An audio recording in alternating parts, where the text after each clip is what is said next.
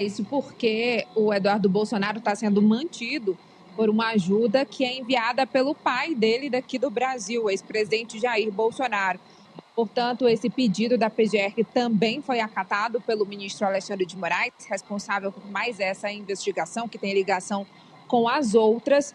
E a Polícia Federal tem esse prazo de 10 dias.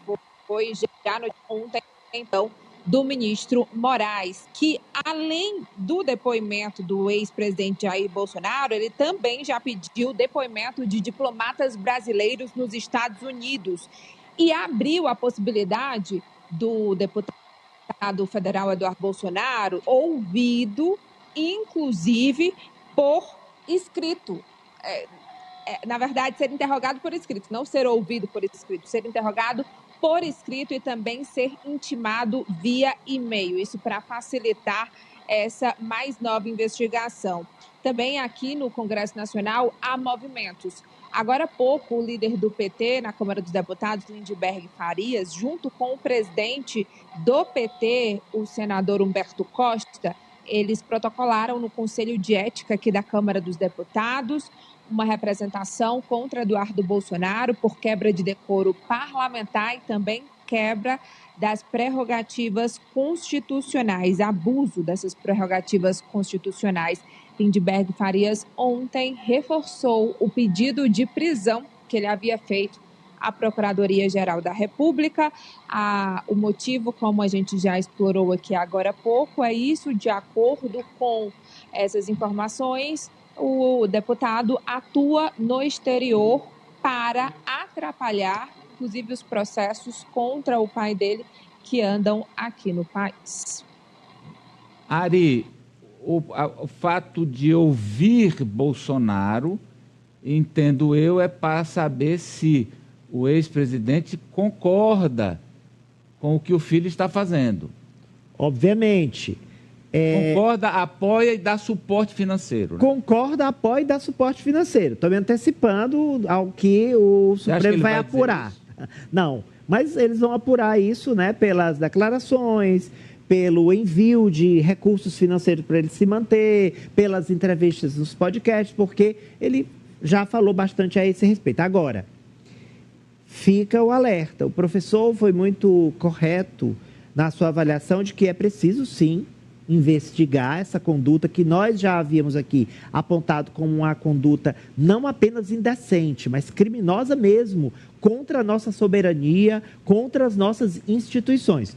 Ok, no plano aqui da realidade objetiva, do bom senso, no plano legal, tudo ok. Mas não se enganem, eles vão usar esse processo e essa investigação para se vitimizarem, tanto Bolsonaro quanto o filho, e aí ele virá público dizer o seguinte: olha aí a prova que a gente é perseguido pelo judiciário brasileiro, olha aí a perseguição, por isso que eu estou aqui, por isso que eu não volto, por isso que eu sou deputado à distância, porque eles querem me prender. Esperem e verão. É mais do mesmo, ele já está fazendo isso, é mais do mesmo. Agora eu quero, professor, saber do senhor o seguinte: há um consenso com relação ao ex-presidente, o seguinte, que qualquer possibilidade, olha como é que eu estou falando aqui, qualquer hipótese de uma decretação de prisão do ex-presidente é depois do trânsito em julgado e se for constatada culpa, crime, pelo pleno.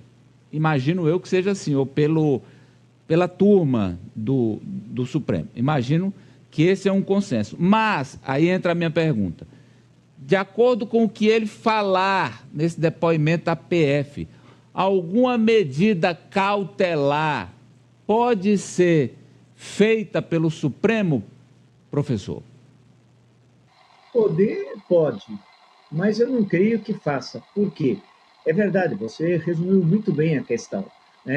O processo que ele está respondendo como réu no Supremo Tribunal Federal, depois de todo o trânsito em julgado, que anteriormente vai ter os casos, ele vai ser certamente condenado, tudo indica, ao menos pelo que a gente acompanha à distância, não lemos os autos do processo, mas pelo que se sabe, pelo que nós assistimos. Ele vai ter os embargos declaratórios, embargos infringentes, e aí é o trânsito julgado, condenado a regime fechado ao cumprimento desse regime. Agora, A questão que envolve seu filho e esse depoimento necessário que ele tem de dar, isso realmente está correto, esse encaminhamento, eu acho que dificilmente, ou quase que impossível, que haja algum tipo de prisão preventiva contra ele.